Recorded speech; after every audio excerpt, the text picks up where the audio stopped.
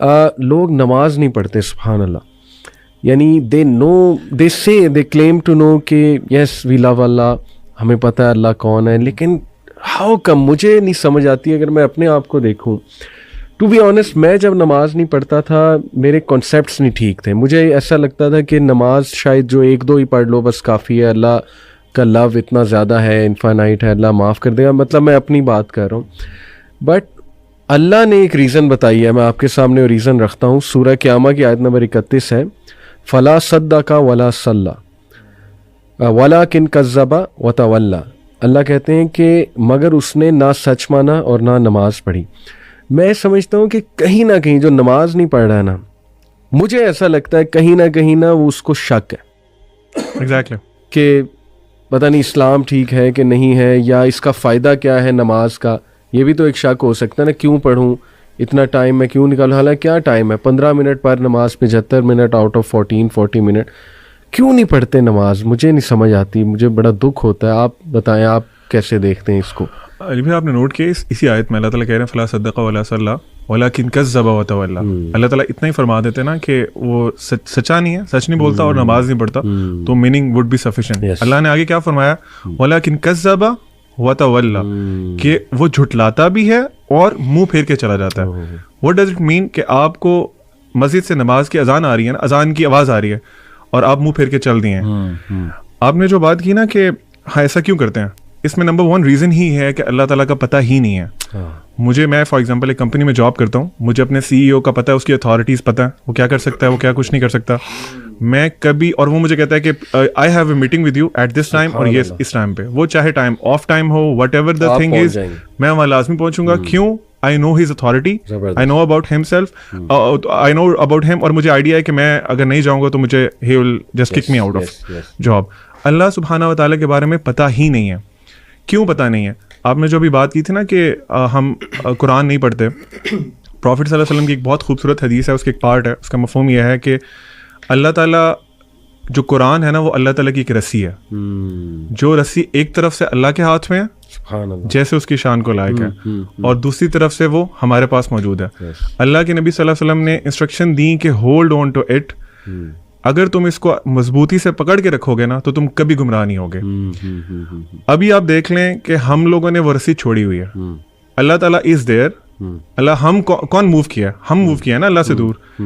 تو lack of knowledge about اللہ سبحانہ و تعالیٰ، اپنے آپ کو قرآن سے ڈسٹینس کر لینا، کیونکہ قرآن انٹروڈیوسز یو ٹو اللہ سبحانہ و تعالیٰ. اگر آپ وہ نہیں کر رہے تو ڈیفینیٹلی آپ کو ڈاؤٹ ہے، آپ کو پتہ ہی نہیں ہے کہ آپ نے کس کی بات نہیں مان رہے، کس کی پکار پہ نماز نہیں پڑھ رہے. اینڈ نماز fixes a lot of your problems اگر اس کو صحیح طرح سے پڑھا جائے. Zeeshan, what do you think? Why don't people pray? علی بھائی دیکھیں، اس کو نا دیکھنے کے 2 پرسپیکٹیوز ہیں. ایک بہت خوبصورتی سے آپ دونوں نے بتایا، یہ ہے اس کو آپ سمجھ سکتے ہیں ڈانٹ ڈپٹ کا طریقہ، یا پھر ایک خوف والا پہلو غالب رکھ کے. دوسرا پہلو آپ اس کو میں کوشش کروں گا سمجھانے سے اللہ تعالیٰ کے ایک نام سے، الوہاب سے. میں آپ کو مثال دیتا ہوں. آپ مجھے ایک چیز کہتے ہیں کرنے کو، اللہ نے بھی ہمیں کہا نماز پڑھنے کو، ٹھیک ہے. آپ نے فرض کریں مجھے کوئی چیز کہا کہ بھئی یہ کرو، اچھا 2 وجوہات ہو سکتی ہیں کہ میں وہ ایک کام کروں. آپ نے جو مجھے کہا، ایک تو یہ ہے کہ مجھے آپ سے ڈر ہے اور آپ کا خوف ہے، اور اس کے کانسیکوینسز ہیں جو کہ مجھے فیس کرنے پڑیں گے، جس کا مجھے پتا ہو، وچ از ون آف دا ویز کہ ہم وہ کام کر سکتے ہیں.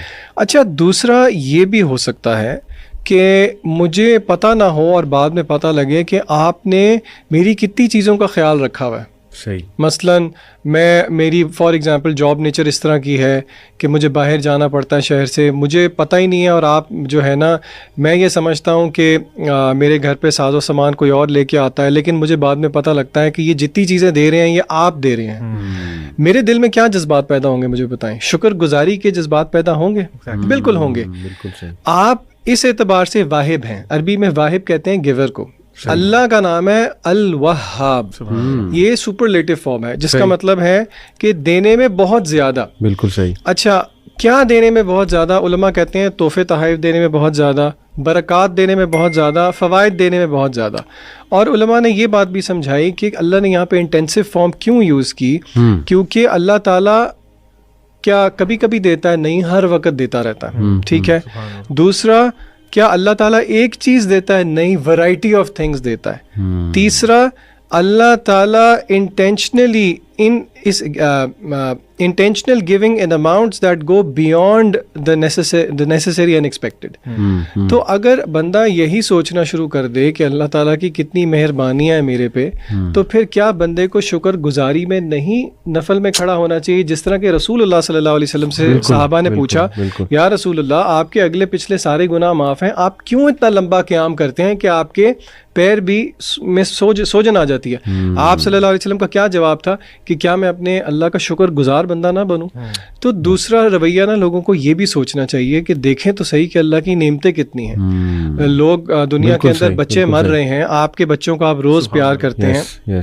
جہاں پہ مہنگائی بڑھتی ہے، لوگوں کے گھر میں 3 ٹائم کے بجائے 2 ٹائم چولہا جلتا ہے، آپ 4-5 دفعہ بھی کھا لیتے ہیں. کیا آپ کو اس چیز کا احساس نہیں ہے؟ تو لوگوں کو یہ بھی دیکھنا چاہیے کہ وی او سم تھنگ بیک ٹو اللہ. اللہ کو ضرورت نہیں ہے، اصل میں یہ میرے اور آپ کا ہی فائدہ ہے. تو یہ زاویہ بھی دیکھنا چاہیے لوگوں. اور اللہ آپ کو بغیر ڈیزرو کیے دیتا ہے، آپ ڈیزرو نہیں کرتے کچھ بھی، اللہ پھر بھی آپ کو دے رہا ہے. بالکل ایسے.